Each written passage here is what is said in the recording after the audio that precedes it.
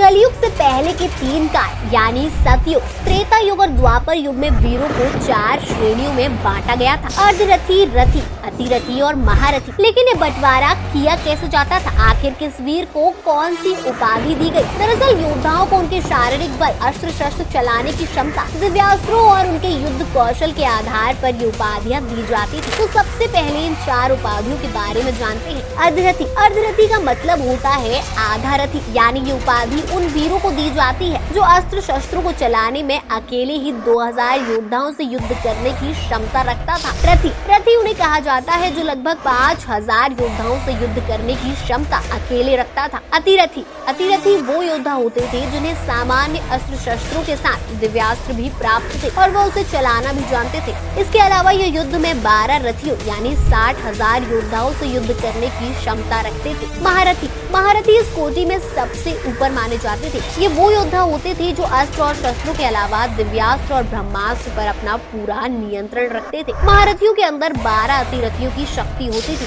यानी वो एक समय में लगभग 72,000 योद्धाओं से युद्ध करने की क्षमता रखते थे। अब ये जान लीजिए कि अर्धरथी, रथी, अतिरथी और महारथी कौन थे। अर्धरथी वो सभी योद्धा थे जिन्होंने रामायण में राम और रावण की ओर से युद्ध किया और महाभारत में पांडवों और कौरवों की ओर से युद्ध लड़ा। इन तीनों युगों में असंख्य अर्धरथी थे। रथियों में रामायण काल में राक्षसी सेना में खरदूषण, ताड़का, मारे, सुबाहु और बतापी जैसे राक्षस रथी थे। तो वहीं श्री राम की सेना में गंधमादन, मकरध्वज, मैंद और द्वंद्व जैसे योद्धाओं को रथी की उपाधि दी गई थी। वहीं अगर महाभारत काल की बात करें तो दुर्योधन को छोड़कर बाकी सभी भाई रथी थे। इसके अलावा शकुनी, उसका पुत्र उल्लूक, धृष्टकेतु, जयद्रथ, सुशर्मा, कंस और बृहद्बल को रथी माना जाता था। इसके अलावा पांडवों में युधिष्ठिर, नकुल, सहदेव, विराट, राजकुमार उत्तर और शिखंडी की गिनती रथियों में होती थी। अतिरथियों में रामायण काल में राक्षसों में अकंपन, विभीषण, देवांतक, नरांतक, अक्षय कुमार, अहिरावण और पुष्पकल की अतिरथी माना जाता था। जबकि श्री राम सेना में अंगद,